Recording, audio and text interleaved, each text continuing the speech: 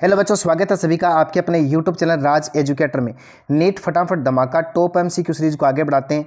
Animal physiology में अपना chapter चल रहा है अंतःस्रावी ग्रंथियां। टॉपिक है बहुत ही इंपॉर्टेंट एग्जाम की दृष्टि से, जिसका आज पार्ट 4 पढ़ने वाले हैं। इससे पहले आपके पास में 3 पार्ट आए, फर्स्ट सेकेंड और थर्ड में बहुत ही शानदार कंटेंट देखने को मिला। ठीक उसी प्रकार का विवरण इस पीडीएफ में इस पार्ट में आपको मिलने वाला है। तो पहले क्वेश्चन से लेकर के अंतिम क्वेश्चन तक सारे क्वेश्चनों के आंसर आपको कमेंट में देने हैं। कुछ बच्चों के आंसर आ रहे हैं, बहुत अच्छी बात है, आपका कॉन्फिडेंस बढ़ रहा है, आप प्रिपरेशन की ओर बढ़ रहे हैं। इसी प्रकार से यदि प्रिपरेशन करते जाएंगे तो एग्जाम तक आप अपने सारे के सारे टॉपिक क्लियर कर लेंगे। चलो जुड़ते हैं आज के पहले क्वेश्चन के साथ में। स्क्रीन पर दिख रहा है, थाइमस ग्रंथि भ्रूण के किस स्तर से बनती है। वेरी वेरी इंपॉर्टेंट क्वेश्चन है। थाइमस ग्रंथि भ्रूण के किस स्तर से बनती है। 3 जर्म लेयर बनती है भ्रूणीय अवस्था के अंदर, एक्टोडर्म, मेसोडर्म, एंडोडर्म, जो आपको स्क्रीन के ऊपर दिख रही है। इसमें से थाइमस ग्रंथि को बनाने वाली लेयर कौन सी है। वेरी इंपॉर्टेंट क्वेश्चन है स्टूडेंट्स, आंसर देने का प्रयास कीजिएगा। बिल्कुल बिल्कुल, यहाँ पर आप क्या करेंगे, मेसोडर्म करेंगे, एंडोडर्म, एक्टोडर्म, उपरोक्त सभी या तीनों ही कर देंगे। बिल्कुल करेक्ट आंसर देने का प्रयास कीजिए। तो स्टूडेंट ध्यान रखना है, इसका करेक्ट आंसर हो जाएगा एंडोडर्म, यानी 2 नंबर ऑप्शन यहाँ पर करेक्ट होगा। बिल्कुल, चलो बढ़ते हैं सेकंड क्वेश्चन की ओर। आपको मोबाइल स्क्रीन के ऊपर सेकंड क्वेश्चन दिख रहा है, एड्रिनल कोर्टेक्स के अल्पस्राव से कौन सा रोग हो जाता है। वेरी वेरी इंपॉर्टेंट क्वेश्चन है। एड्रिनल कोर्टेक्स, देखो ये एड्रिनल आपने अच्छी तरीके से पढ़ रखा है। ये किडनी है और किडनी के ऊपर कैप लाइक स्ट्रक्चर के रूप में क्या पाई जाती है, एड्रिनल, जिसके 2 भाग होते हैं, बाहर वाला भाग कोर्टेक्स और भीतर वाला भाग मेडुला। ये जो कोर्टेक्स वाला जो भाग होता है, इसके द्वारा हार्मोन स्रावित किए जाते हैं। ये कह रहा है कि यदि इसका स्राव अल्प हो जाए तो कौन सा रोग होगा। ऑप्शन नंबर 1 बांझपन हो जाएगा, एडिसन रोग। ऑप्शन नंबर 3 में दे रखा है क्रिएटिनिज्म रोग और 4 नंबर में दे रखा है बोनापन। Choose the correct answer, second question. बिल्कुल बिल्कुल, अल्प स्राव की बात कर रहा है, ये बात भी थोड़ा ध्यान देना। क्वेश्चन को बड़े अच्छी तरीके से पढ़ करके आंसर देने का प्रयास करना है। बिल्कुल बिल्कुल, जी हाँ स्टूडेंट ध्यान रखना, एड्रिनल कोर्टेक्स के अल्प स्राव से एडिसन का रोग हो जाता है। कौन सा रोग हो जाता है, एडिसन का रोग हो जाता है। यहाँ पर ऑप्शन नंबर 2 करेक्ट हो जाएगा। चलो बढ़ते तीसरे क्वेश्चन की ओर। देखो एपिनेफ्रिन क्या है, वेरी इंपॉर्टेंट। एपिनेफ्रिन क्या है, अग्नाशय से स्रावित तथा हृदय धड़कन को कम करता है। एड्रिनल मेडुला से स्रावित होता है, हृदय धड़कन को बढ़ाता है। एड्रिनल मेडुला से स्रावित होता है और हृदय धड़कन को घटाता है। अग्नाशय से स्रावित होता है और हृदय की धड़कन को बढ़ाता है। बिल्कुल करेक्ट आंसर देने का प्रयास कीजिए कि एपिनेफ्रिन क्या है। 4 ऑप्शन आपको मोबाइल स्क्रीन के ऊपर दिख रहे हैं। तो स्टूडेंट ध्यान रखना, एड्रिनल मेडुला से स्रावित होने वाला हार्मोन होता है और हृदय की धड़कन को बढ़ाने का काम करता है। 2 नंबर ऑप्शन यहाँ पर करेक्ट होगा। चलो नेक्स्ट क्वेश्चन की ओर चलते हैं। मनुष्य में थाइमस ग्रंथि का मुख्य कार्य कौन सी क्रिया से संबंधित है। वेरी वेरी इंपॉर्टेंट है। थाइमस ग्रंथि जो होती है वो कौन सा काम करती है, प्रजनन का काम करती है, प्रतिरक्षा का काम करती है, कैल्शियम बैलेंस का काम करती है, रक्त स्कंदन का काम करती है, ब्लड क्लॉटिंग का काम करती है, कैल्शियम बैलेंस का काम करती है, इम्यूनिटी का काम करती है, रिप्रोडक्शन का काम करती है। बताओ थाइमस ग्रंथि का मुख्य कार्य क्या होता है। जी हाँ बिल्कुल, तो इसके अंदर 2 नंबर ऑप्शन करेक्ट हो जाएगा। एंटीबॉडी बनाने का काम किसका होता है, थाइमस ग्रंथि का होता है। थाइमस ग्रंथि बच्चों में बहुत अधिक एक्टिव होती है। जैसे जैसे आयु बढ़ती जाती है, बुढ़ापे तक जाते समय ये डोरी के समान लटक करके रह जाती है। तो बच्चों में इम्यूनिटी पावर बनाने का काम कौन सी ग्रंथि का होता है, थाइमस ग्रंथि का होता है। थाइमस ग्रंथि के द्वारा थाइमोसिन हार्मोन का स्राव किया जाता है। बच्चों याद रखना, कौन सा हार्मोन, थाइमोसिन हार्मोन स्राव किया जाता है। चलो आगे बढ़ते हैं।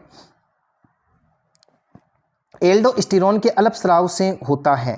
अब आपको ये बताना है कि जो एल्डोस्टेरोन हार्मोन होता है उसका अल्पस्राव हो जाए तो कौन सा रोग होता है। गुल्स का रोग होता है, ग्रेवी का रोग होता है, कुशिंग का रोग होता है, एडिसन का रोग होता है। बिल्कुल, तो 3 नंबर क्वेश्चन में आया था ये, तो आपको याद रखना कि इस प्रकार की क्रिया से एडिसन का रोग हो जाता है। तो ऑप्शन नंबर 4 सही रहेगा। 6 नंबर क्वेश्चन क्या कहता है, एड्रिनल कोर्टेक्स तथा जननांगों के हार्मोन रासायनिक तौर पर क्या होते हैं। वेरी इंपॉर्टेंट क्वेश्चन है, आप इसके ऊपर लगा लो 5 स्टार। ये क्वेश्चन पक्का डेफिनेटली नीट के एग्जाम में दर्शन देने वाला है। क्या कहता है कि एड्रिनल कोर्टेक्स तथा जननांगों के जो हार्मोन होते हैं वो केमिकल प्रॉपर्टी के हिसाब से किस प्रकार के होते हैं। प्रोटीन होते हैं, स्टीरोइड होते हैं, ग्लाइकोप्रोटीन होते हैं, फोनोलिक यौगिक होते हैं। बिल्कुल सही आंसर दीजिएगा, प्रयास करो। तो इसके अंदर 2 नंबर ऑप्शन करेक्ट हो जाएगा अपना। यानी ये जो हार्मोन होते हैं वो स्टीरॉयड प्रकृति के हार्मोन होते हैं बच्चा। किस प्रकृति के होते हैं? स्टीरॉयड प्रकृति के। चलो आगे बढ़ते हैं। अगला क्वेश्चन कहता है 7 नंबर क्वेश्चन देखो, मेलेटोनिन हार्मोन किसके द्वारा स्रावित होता है? एड्रिनल ग्रंथि के द्वारा, पीयूष ग्रंथि के द्वारा, पीनियल ग्रंथि के द्वारा, थाइमस ग्रंथि के द्वारा। बताओ मेलेटोनिन हार्मोन किस ग्रंथि के द्वारा स्रावित होता है या किसके द्वारा स्रावित होता है? 4 ऑप्शन दिख रहे हैं देखो। एड्रिनल जो है ये नहीं हो सकता, पीयूष ग्रंथि मास्टर ऑफ मास्टर ग्लैंड होती है, थाइमस ग्रंथि थाइमोसिन हार्मोन का स्राव करती है, पीनियल ग्रंथि यहाँ पर करेक्ट होगा। 3 नंबर ऑप्शन अपना करेक्ट हो जाएगा। पीनियल ग्रंथि मेलेटोनिन हार्मोन का स्राव करती है जो मेलानिन वर्णक को बनाने का काम करता है। कौन सा पिगमेंट बनाता है? मेलानिक वर्णक। मनुष्य की त्वचा में चकते व तिल का बनना मेलानिन वर्णक के कारण से प्रभावी होता है। चलो नेक्स्ट क्वेश्चन, एड्रिनल जोना ग्लोमेरुलसा में गांठ के कारण यहाँ से उत्पादित हार्मोन की अत्यधिक मात्रा बन रही है। इस गांठ के कारण रोगी में निम्न में से तुम्हें क्या दिखाई देगा? देखो क्या कह रहा है, रुधिर में सोडियम का अधिक होना, रुधिर में ग्लूकोज का अधिक होना, रुधिर में कैल्शियम का अधिक होना और अधिक निर्जलीकरण। बताइए इसमें करेक्ट आंसर क्या होगा? वेरी वेरी इंपॉर्टेंट क्वेश्चन है। इस प्रकार के क्वेश्चन आपको दिमाग के लगा करके हल करने हैं। क्या कहना चाहता है? एड्रिनल जोना ग्लोमेरुलसा में गांठ के कारण यहाँ से उत्पादित हार्मोन की अत्यधिक मात्रा बन रही है। इस गांठ के कारण रोगी में निम्न में से तुम्हें क्या दिखाई देगा? तो बच्चों याद रखना, रुधिर में सोडियम की अधिक मात्रा बढ़ जाएगी। रुधिर में किसकी मात्रा? सोडियम की मात्रा। 1 नंबर ऑप्शन यहाँ पर क्लियर हो जाएगा। चलो आगे बढ़ते हैं। हेसल्स कैप्सूल पाए जाते हैं। किस में पाए जाते हैं? पीनियल काय में, थायराइड ग्रंथि में, थाइमस ग्रंथि में, एड्रिनल ग्रंथि में। बताओ हेसल्स कैप्सूल किस में पाए जाते हैं? तो याद रखना थाइमस ग्रंथि के अंदर पाए जाते हैं। कौन सी ग्रंथि के अंदर? थाइमस ग्रंथि के अंदर पाए जाते हैं। आगे बढ़ते हैं। एड्रिनल कोर्टेक्स तथा जननांगों के हार्मोन रासायनिक तौर पर क्या होते हैं? तो देखो ये क्वेश्चन रिपीट हो गया, फिर भी ध्यान रखना, इसके अंदर क्या हो जाएगा? स्टीरॉयड प्रकृति के हार्मोन होते हैं। किस प्रकृति के होते हैं? स्टीरॉयड प्रकृति के हार्मोन होते हैं। चलो आगे बढ़ते हैं। अगला क्वेश्चन कहता है मेलेटोनिन हार्मोन किसके द्वारा स्रावित होता है? बिल्कुल ये क्वेश्चन हो गया, ये क्वेश्चन भी हो गया। देखो क्वेश्चन नंबर 14 पे आना। 3 क्वेश्चन रिपीट हो गए, चलो कोई बात नहीं। 14 नंबर क्वेश्चन पर देखते हैं। नॉर एपिनेफ्रिन का कार्य क्या होता है? देखो 2 प्रकार के हार्मोन स्रावित करती है एड्रिनल ग्रंथि। एक होता है एपिनेफ्रिन और इसका एंटी होता है नॉर एपिनेफ्रिन। बच्चों याद रखना, इस एपिनेफ्रिन हार्मोन को एड्रिनलिन हार्मोन के नाम से जानते हैं और नॉर एपिनेफ्रिन हार्मोन को नॉर एड्रिनलिन हार्मोन के नाम से जानते हैं। बिल्कुल याद रख लो जी सर जी, याद रखेंगे। देखो खोपड़ी में अच्छी तरीके से फिक्स्ड कर लेना इन बातों को। एड्रिनल ग्रंथि 2 हार्मोन स्रावित करती है। एक का नाम होता है एड्रिनलिन जिसको एपिनेफ्रिन के नाम से जानते हैं, एक होता है नॉर एड्रिनलिन जिसको नॉर एपिनेफ्रिन के नाम से जानते हैं। अब कहना क्या चाहता है? नॉर एपिनेफ्रिन का कार्य बताओ। तो एपिनेफ्रिन के लगभग समान होता है, एडीएच के समान होता है, एपिनेफ्रिन के विपरीत होता है और क्या कहता है कि एडीएच के विपरीत होता है। बताओ 14 नंबर में क्या करोगे? बिल्कुल, तो देखो एपिनेफ्रिन के लगभग समान होता है। आगे बढ़ते हैं।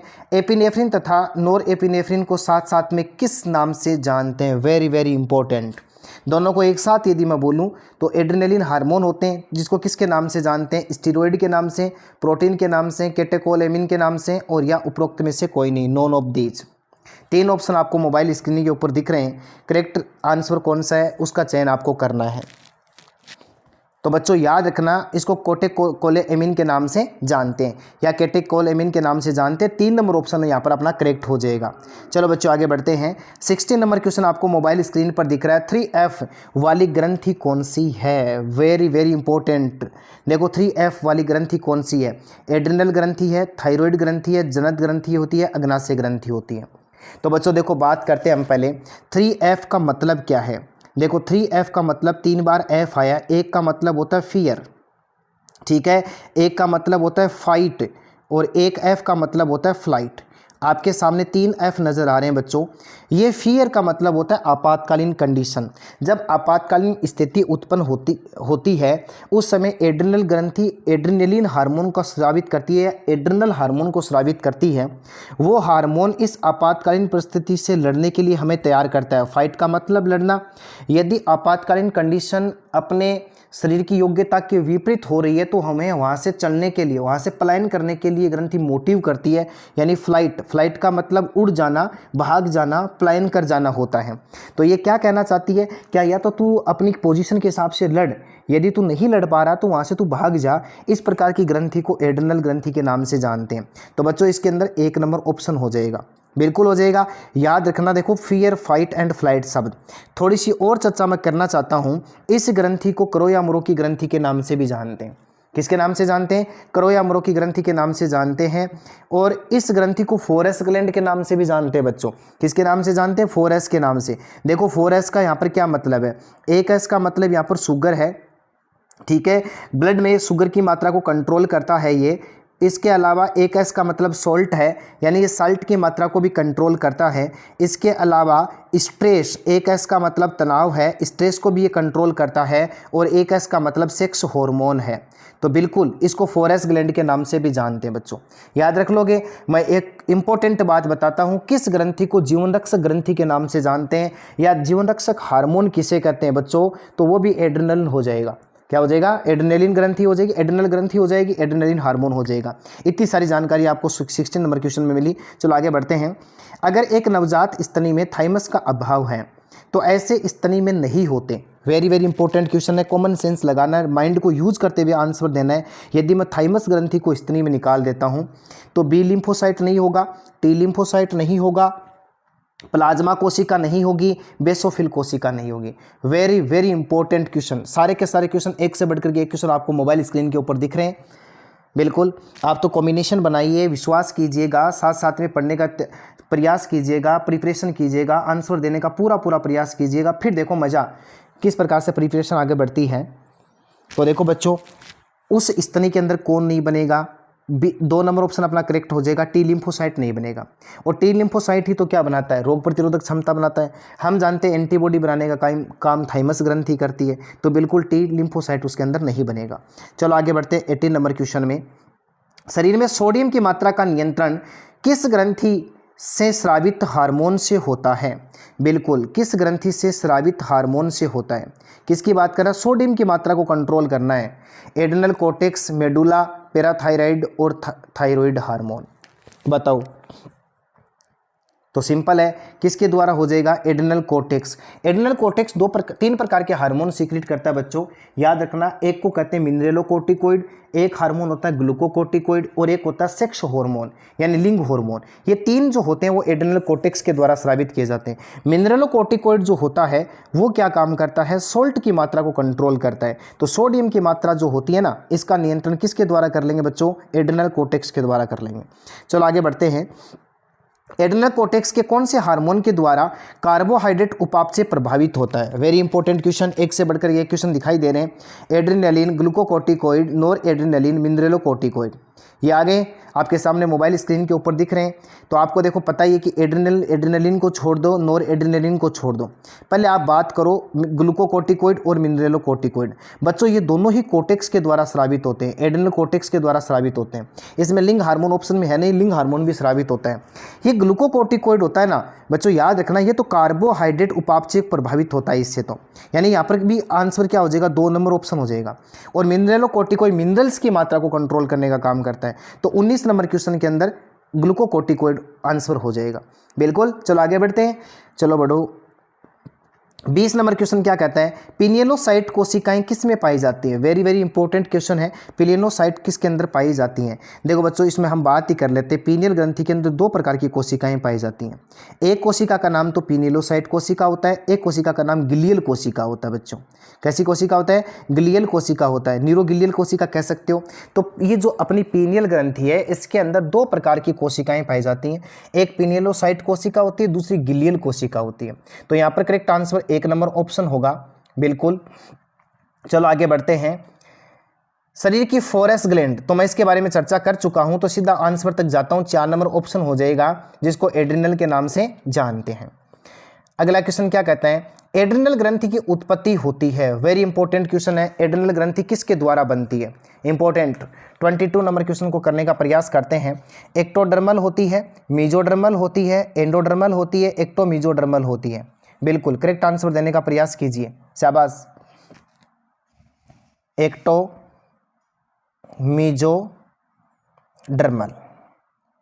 याद रख लेना बच्चों। करेक्ट आंसर 4 नंबर ऑप्शन होगा, यानी एड्रिनल ग्रंथि जो बनती है वो एक्टोमीजोडर्मल लेयर के द्वारा बनती है। चलो आगे बढ़ते हैं।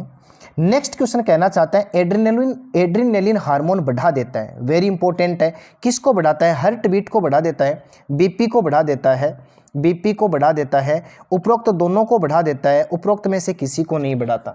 बताओ एड्रिनलिन हार्मोन किसको बढ़ा देता है? बड़े ही कमाल के क्वेश्चन आपको मोबाइल स्क्रीन के ऊपर दिख रहे हैं बच्चों। ये कंफ्यूज करने वाला क्वेश्चन है, फिर भी आपको याद रखना है, हृदय स्पंदन को भी बढ़ाएगा, बीपी को भी बढ़ाएगा। तो उपरोक्त दोनों सही है, इसके अंदर 3 नंबर ऑप्शन यहाँ पर अपना करेक्ट हो जाएगा। चलो आगे बढ़ते हैं। एड्रिनल ग्रंथि के कोर्टेक्स भाग जोना ग्लोमेरुलोसा की क्रियाविधि का नियंत्रण कौन सा हार्मोन करता है? चलो आगे बढ़ गए। कोर्टेक्स भाग जो है इसके अंदर देखो, जोना ग्लोमेरुलोसा एक भाग है कोर्टेक्स का, 3 भाग इसके अंदर पाए जाते हैं। उसकी क्रियाविधि का कंट्रोल किस हार्मोन के द्वारा किया जाता है? रेनिन के द्वारा, थायरोक्सिन के द्वारा, एडीएच के द्वारा, एफएसएच के द्वारा। बताओ। बिल्कुल बिल्कुल। तो बच्चों आपने पढ़ा होगा जक्स्टा ग्लोमेरुलरा पढ़ा था ना, किडनी के अंदर हमने एक पार्ट पढ़ा था, ठीक है, ZXA, इसके बारे में पढ़ा था, जो रेनिन हार्मोन को स्रावित करता है। बिल्कुल, तो यहाँ पर 1 नंबर ऑप्शन अपना क्या हो जाएगा? करेक्ट हो जाएगा। आगे बढ़ते हैं। कुशिंग का रोग किस ग्रंथि से संबंधित है? कुशिंग रोग किस ग्रंथि से संबंधित है? थायराइड से, एड्रिनल कोर्टेक्स से, पैराथायराइड से, जननांग से। बताओ कुशिंग रोग किस ग्रंथि से संबंधित है? बिल्कुल बिल्कुल बिल्कुल। तो बच्चों इसका एड्रिनल कोर्टेक्स हो जाएगा और यहाँ पर 2 नंबर ऑप्शन करेक्ट होगा। आगे बढ़ते हैं। कौन सी ग्रंथि बहिस्रावी और अंतःस्रावी दोनों प्रकार का काम करती है? वेरी इंपॉर्टेंट क्वेश्चन है, यानी ऐसी ग्लैंड के बारे में आपको बताना है जो एक्सोक्राइन भी होती है और जो एंडोक्राइन भी होती है, दोनों प्रकार की होती है। ये क्वेश्चन सिंपल है, इसलिए इसका आंसर मैं नहीं बताने वाला हूँ आपको। ये मैं वेट करता हूँ आपका कि आप कमेंट में इसका करेक्ट आंसर क्या देने वाले हैं। 4 ऑप्शन आपको मोबाइल स्क्रीन के ऊपर दिख रहे हैं। आपको बताना है कि इनमें से कौन सी ग्रंथि है जो एक्सोक्राइन और एंडोक्राइन दोनों प्रकार की होती है बच्चा। तो 26 नंबर क्वेश्चन का प्रश्नवाचक चिन्ह, यानी इसका वेट कर रहा हूँ मैं आपसे, कि उम्मीद करता हूँ कि आप बिल्कुल अच्छी तरीके से बता पाएंगे। चलो, एस्ट्रोजन का स्राव किसके द्वारा नियंत्रित होता है? Very very important, very very important है। एस्ट्रोजन जो हार्मोन होता है इसका स्राव किसके द्वारा होता है? बच्चों देखो क्या लिख रखा है इसने, HCG आपके सामने आया, प्रोजेस्टेरोन आया, LH हार्मोन आया, FSH हार्मोन आया। मोबाइल स्क्रीन के ऊपर आपको 4 हार्मोन दिखाई दे रहे हैं। आपको ये बताना कि एस्ट्रोजन हार्मोन जो होता है इसका कंट्रोल किसके द्वारा किया जाता है? बच्चों वेरी वेरी इंपॉर्टेंट है। पहले तो आपको ये बताना है कि एस्ट्रोजन हार्मोन जो होता है वो किसके द्वारा रिलीज होता है। यदि बच्चों आप ये बता पाएंगे कि ये हार्मोन किसके द्वारा रिलीज हुआ है तो डेफिनेटली आप आंसर तक पहुँच पाएंगे। बिल्कुल बिल्कुल करेक्ट आंसर देने का प्रयास कीजिए। तो देखो बच्चों बात करते हैं, ये हम थोड़ा सा एक TS कार्ड बनाते हैं। ये अंडाशय है। अंडाशय के अंदर देखो primary follicle, secondary follicle, tertiary follicle और अंत में बन जाता है ग्राफियन फॉलिकल। पढ़ा है ना? प्राथमिक पुटक कोशिका, द्वितीयक पुटक कोशिका, तृतीयक पुटक कोशिका और ग्राफियन फॉलिकल यानी ग्राफियन पुटक कोशिका बनती है ना बच्चों। अब आपके दिमाग में फिल्म आई होगी कि सर जी ये तो बनाने वाला कौन है? FSH। बिल्कुल है ना, FSH, यानी ये फॉलिकल स्टिमुलेटिंग का काम ही यही होता है। अब जब ग्राफियन पुटक कोशिका बन जाती है बच्चों तो कौन सा हार्मोन रिलीज होता है? एस्ट्रोजन। ये एग्जाम में पूछा जा सकता है, एस्ट्रोजन हार्मोन का रिलीज, एस्ट्रोजन हार्मोन का स्राव किसके द्वारा होता है? तो आपको याद रखना ग्राफियन पुटक कोशिका जो होती है, ग्राफियन पुट्टिका कोशिका होती है, वो एस्ट्रोजन हार्मोन का रिलीज करती है। तो बच्चों ग्राफियन पुटक कोशिका किस हार्मोन के द्वारा प्रेरित होती है, बनती है? तो FSH के द्वारा बनती है। तो यहाँ पर 4 नंबर ऑप्शन अपना क्या हो जाएगा? करेक्ट हो जाएगा। मज़ेदार क्लास चल रही है, बिल्कुल मज़ेदार धमाकेदार क्लास चल रही है। जो भी ऑप्शन आपको मोबाइल स्क्रीन के ऊपर दिख रहे हैं, एक ऑप्शन आंसर होने वाला है, 3 का भी साथ साथ में एक्सप्लेनेशन किया जा रहा है बच्चों। चलो आगे बढ़ते हैं। अगला क्या कहना चाहता है, स्त्रियों के अंडोत्सर्ग प्रभावित करने के लिए प्लाज्मा में किसकी मात्रा बढ़ जाती है? अंडोत्सर्ग को प्रभावित करना हमें, तो प्लाज्मा में किसकी मात्रा बढ़ जाएगी? प्रोजेस्टेरोन की, LH हार्मोन की, FSH हार्मोन की और एस्ट्रेडियोल की। 4 आपको मोबाइल स्क्रीन पर दिख रहे हैं, इसको तो एक बार के लिए भूल जाओ। अब आपके पास में 3 हार्मोन दिख रहे हैं, प्रोजेस्टेरोन LH FSH अंडोत्सर्ग को प्रभावित करना है। अब बताओ कौन सा हार्मोन काम करेगा? सर जी हमें फंसाना चाहते हो? देखो वही कहानी, वही TS काट बना लेंगे। ये आपके पास में अंतिम सीधा वही बना देता हूँ, ग्राफियन पुटक वाला बना दिया। जैसे ही मेंस्ट्रुअल साइकिल के 14वें दिन LH हार्मोन अपनी उच्चतम सीमा पर होगा। कौन से दिन? जिसको किसके नाम से जानते हैं? LH सर्ज के नाम से जानते हैं बच्चों। किसके नाम से जानते हैं? LH सर्ज के नाम से। तो इसकी दीवार टूटेगी और यहाँ से सेकेंडरी oocyte बाहर निकल जाएगा। कौन सा oocyte निकलेगा? सेकेंडरी। और पीछे पित्तपिंड का निर्माण हो जाएगा, जिसको कॉर्पस ल्यूटियम के नाम से जानते हैं बच्चों। कॉर्पस ल्यूटियम क्या काम करता है? प्रोजेस्टेरोन हार्मोन को रिलीज करता है। दो चीज़ें आपको याद रखना है, ग्राफियन पुटक कोशिका जो होती है वो तो एस्ट्रोजन बनाती है, और इसके बाद में जो कार्पस ल्यूटियम बनेगा वो किसको बनाएगा? प्रोजेस्टेरोन हार्मोन को बनाएगा। तो यहाँ पर 2 नंबर ऑप्शन करेक्ट हो जाएगा। यानी अंडोत्सर्ग के लिए, ओवुलेशन के लिए कौन सा हार्मोन उत्तरदायी होता है? ल्यूटिनाइजिंग हार्मोन होता है, यानी LH हार्मोन होता है। बिल्कुल। चलो आगे बढ़ते हैं अगले क्वेश्चन की ओर। प्रोजेस्टेरोन हार्मोन का स्रावण किया जाता है, तो अभी चर्चा की थी, इसलिए ज़्यादा समय खराब न करते हुए हम सीधा बढ़ते हैं। देखो एक आपके पास में कार्पस ल्यूटियम, एक आपके पास में प्लेसेंटा, उपरोक्त दोनों के द्वारा, उपरोक्त में से कोई नहीं। तो बच्चों याद रखना, प्लेसेंटा भी रिलीज करता है इस हार्मोन को, कार्पस ल्यूटियम भी करता है, तो 3 नंबर ऑप्शन करेक्ट हो जाएगा। चलो आगे बढ़ते हैं। 30 नंबर क्वेश्चन क्या कहता है? गर्भपात को रोकने वाला हार्मोन कौन सा है? रिलैक्सिन हार्मोन है, ऑक्सीटोसिन है, प्रोजेस्टेरोन हार्मोन है, एस्ट्रोजन हार्मोन है। बताओ। यदि आपने बहुत अच्छी से तैयारी कर ली, नीट की खोपड़ी में यदि छेद करना चाहते हैं, तो डेफिनेटली इस प्रकार के क्वेश्चन को आपको हल करना होगा। ये आपके लिए बहुत ही आवश्यक होगा इस प्रकार के क्वेश्चन को हल करना। तो आपको याद रखना, प्रोजेस्टेरोन जो हार्मोन होता है वो गर्भपात को रोकने वाला हार्मोन होता है। तो यहाँ पर 3 नंबर ऑप्शन अपना करेक्ट होगा। चलो आगे बढ़ते हैं। 31 नंबर क्वेश्चन क्या कहना चाहता है? रेनिन हार्मोन का कार्य बताइए। आ गया साहब, रेनिन हार्मोन का काम रुधिर दाब को घटा देना और वेसोडाइलेशन। देखो वेसोडाइलेशन, पहले तो आपको एक चीज़ देखो, एक शब्द और नया आ गया, वेसोडिलेशन कह दो या वेसोडाइलेशन कह दो, ये क्या होता है? तो देखो बच्चों, इसका मतलब देखो, वेसोडाइलेशन जो होता है ना, इसका मतलब होता है संकुचन हो जाना। क्या हो जाना? संकुचन हो जाना। किसका? रुधिर वाहिकाओं का। तो देखो एक तो ये आपके सामने शब्द आया, रुधिर दाब को घटाता है, एंजियोटेंसिनोजन का विघटन करके उसे एंजियोटेंसिन सेकंड में बदल देता है। एनसीईआरटी के अंदर ये साफ साफ लिखा हुआ है, उत्सर्जन वाले चैप्टर के अंदर लास्ट में मूत्र निर्माण की क्रिया विधि कंट्रोल किस प्रकार से की जाती है? तो एड्रिनल ग्रंथि के द्वारा एक भाग होता है जिसको एक्स्ट्रा मेडुलरी के नाम से जानते हैं, वो भाग जो होता है वो रेनिन हार्मोन को रिलीज करता है।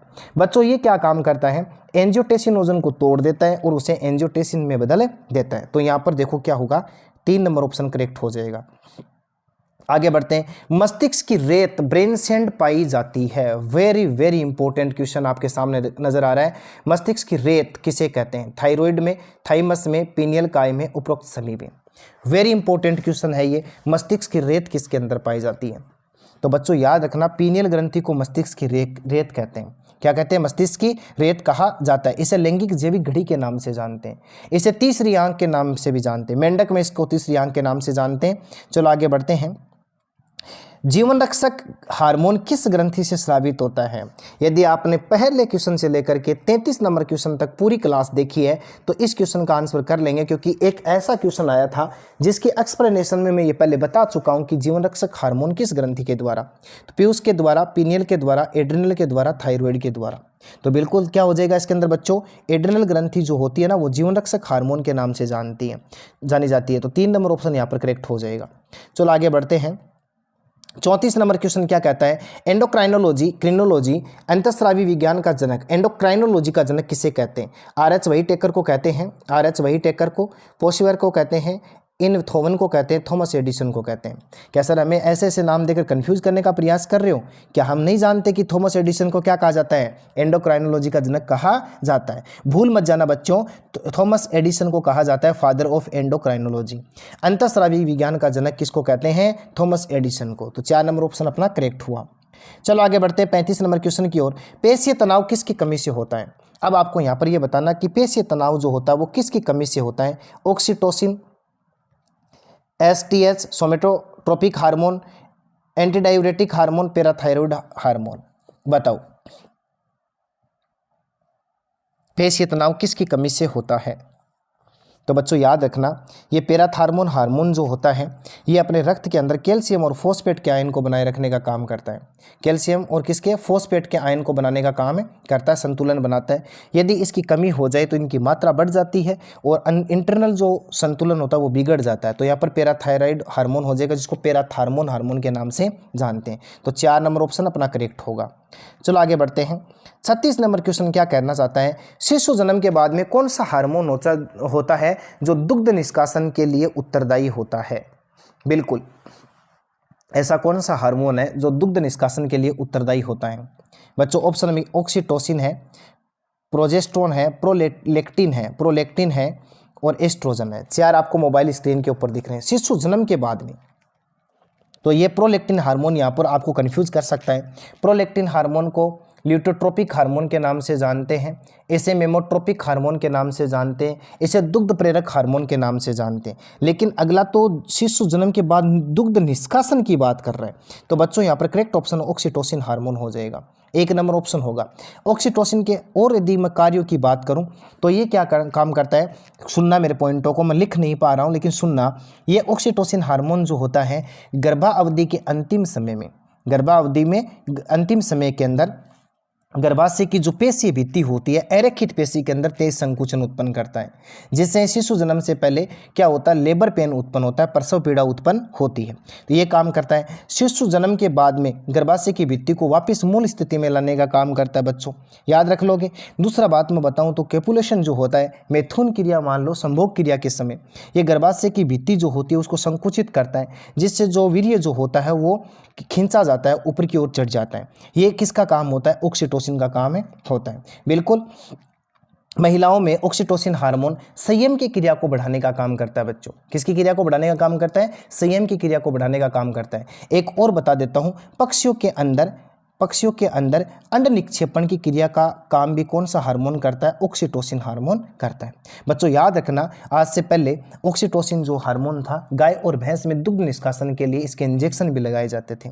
इतने सारे काम ऑक्सीटोसिन हार्मोन करता है। चलो आगे बढ़ते हैं धमाकेदार क्वेश्चन की ओर। निम्न में से कौन सा हार्मोन सक्रियता, एक्टिवेशन, रोंगटे खड़े होना और पसीना आदि को बढ़ाता है। आपको 4 ऑप्शन मोबाइल स्क्रीन के ऊपर दिख रहे हैं। पसीना आदि को बढ़ाता है TCT, कैटेकोलेमिन, कोर्टिसोल, थाइमोसिन। बताओ 37 नंबर क्वेश्चन में करेक्ट आंसर क्या हो जाएगा। कौन सा हार्मोन ऐसा है जो एक्टिवेशन को बढ़ाता है, रोंगटे खड़े कर देता है, पसीना आ जाता है। तो याद रखना कोर्टिकोलेमिन। और अब आपको कमेंट में बताना है किस हार्मोन के ग्रुप को, वेरी वेरी इंपॉर्टेंट क्वेश्चन दे रहा हूं आपको, क्योंकि इन्हीं 37 क्वेश्चन से पहले मैं ये व्याख्या कर चुका हूं कि कैटेकोलेमिन होता है वो किस हार्मोन का ग्रुप होता है। तो बच्चों बताना इसके अंदर कौन से 2 हार्मोन होते हैं जिनको मिला करके हम क्या कहते हैं, कैटेकोलेमिन कहते हैं। और बच्चों यदि वो हार्मोन जो होते हैं वो उनकी मात्रा बढ़ जाए तो रोंगटे खड़े हो जाते हैं, पसीना निकल आ जाता है, हार्ट बीट बढ़ जाती है, समझ रहे हो ना, श्वसन रेट बढ़ जाती है, ऐसी सारी एक्टिविटी होती हैं। तो चलो आगे बढ़ते हैं। 38 नंबर क्वेश्चन, लेडिंग कोशिकाओं की स्थिति व श्रावण बताइए। अग्नाशय ग्लूकागोन अंडाशय में पाई जाती हैं, एस्ट्रोजन को रिलीज करती हैं। अंडाशय में पाई जाती हैं, प्रोजेस्टेरोन को रिलीज करती हैं। वृषण में पाई जाती हैं, टेस्टोस्टेरोन को रिलीज करती हैं। लेडिंग कोशिका को हिंदी में अंतराली कोशिका के नाम से जानते हैं। बच्चों किसके नाम से जानते हैं, अंतराली कोशिका के नाम से, ICSH बोल देते हैं आगे जाकर के। अंतराली कोशिका एक हार्मोन होता है जिसको मनुष्य के अंदर उसको ICSH के नाम से जानते हैं। तो बच्चों याद रखना, लीडिंग कोशिका जो होती है वो टेस्टिस के अंदर पाई जाती है। अंतराली कोशिका जो टेस्टोस्टेरोन हार्मोन को रिलीज करती है। तो 4 नंबर ऑप्शन यहाँ पर अपना करेक्ट हो जाएगा। चलो आगे बढ़ते हैं। मूत्र में सोडियम उत्सर्जन को नियंत्रित किया जाता है। मूत्र में सोडियम और लेपिंग इसको छोड़ दो, मूत्र में सोडियम आयन उत्सर्जन को नियंत्रित करता है अग्रप्यूस ग्रंथि, एड्रिनल कोर्टेक्स, न्यूरोहाइपोफाइसिस और पार्स इंटरमीडिया। बताओ करेक्ट आंसर क्या होगा। मूत्र में सोडियम उत्सर्जन को कौन कंट्रोल करता है, बिल्कुल तो एड्रिनल कोर्टेक्स करेगा। और इसका हार्मोन कौन सा हो जाएगा, मिनरेलोकोर्टिकोइड। कौन सा हो जाएगा, मिनरेलोकोर्टिकोइड। चलो आगे बढ़ते हैं। 40 नंबर क्वेश्चन क्या कहना चाहता है, निम्नलिखित में से कौन सा एक भाग तंत्रिका हार्मोन संचय एवं मोचक केंद्र का काम करता है। बिल्कुल बिल्कुल बिल्कुल बिल्कुल, यानी कौन सा एक ऐसा भाग है जो तंत्रिका हार्मोन को कलेक्ट करता है और उसको फिर रिलीज करता है और उसका सेंटर होता है वो। अगर पिट्यूटरी हपाली, न्यूरोहाइपोफाइसिस, पार्स इंटरमीडिया, हाइपोथैलेमस। बताओ, बहुत शानदार क्वेश्चन आपको मोबाइल स्क्रीन के ऊपर दिख रहा है। तो बच्चों आपको याद रखना है, ये जो न्यूरोहाइपोफाइसिस होता है, जिसको हमें पीयूष ग्रंथि की पश्चपाली के नाम से जानते हैं। कौन सी पाली के नाम से जानते हैं? पश्चपाली के नाम से। बच्चों ये किसी भी हार्मोन का स्राव नहीं करता है।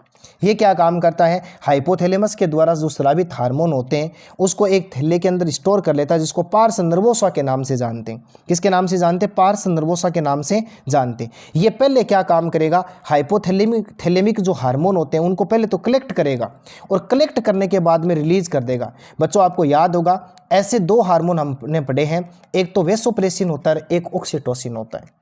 ये जो दोनों हार्मोन होते हैं ये न्यूरोहाइपोफाइसिस हार्मोन माने जाते हैं, लेकिन वास्तव में आपको याद रखना है ये हार्मोन, ये जो न्यूरोहाइपोफाइसिस खुद संश्लेषित नहीं करता है। ये हाइपोथैलेमिक हार्मोन होते हैं बच्चों, ये तंत्रिकीय हार्मोन होते हैं जो आकर के पार्स नर्वोसा के अंदर कलेक्ट हो जाते हैं और उसके बाद में वहाँ से दोनों अलग अलग रिलीज होते हैं। एक को वेसोप्रेसिन कहते हैं और दूसरे को ऑक्सीटोसिन के नाम से जाना जाता है। तो आज की इस धमाकेदार क्लास में पार्ट नंबर 4 के अंदर आपको 40 क्वेश्चन मिले। वेरी वेरी इंपॉर्टेंट क्वेश्चन थे, एक से बढ़कर के एक क्वेश्चन आपको मोबाइल स्क्रीन के ऊपर दिखा। अधिक से अधिक कमेंट करना है, क्लास को अधिक से अधिक शेयर कर दीजिएगा बच्चों। हर प्रकार के बच्चे को लाभ मिलना चाहिए। ये दुनिया का कोई सा भी कंपटीशन हो जिसमें बायोलॉजी को शामिल किया जाता है, डेफिनेटली यदि ये टॉपिक उसके अंदर है तो यहाँ से बाहर क्वेश्चन होने वाला है नहीं बच्चों। विश्वास कीजिएगा, आगे बढ़िएगा, पढ़ते रहिए, आगे बढ़ते रहिए, ये हमारी उम्मीद है। और धमाकेदार क्लास के साथ में मिलेंगे, तब तक के लिए पीछे की क्लास को रिवाइज कीजिएगा। जो क्वेश्चन आपको नहीं समझ में आए कमेंट में ज़रूर डालिएगा, आपको उनका उत्तर तुरंत प्रभाव से मिलेगा, आपकी तैयारी और अधिक बेहतरीन हो जाएगी। इसी प्रकार से आगे बढ़ते रहिए। धन्यवाद।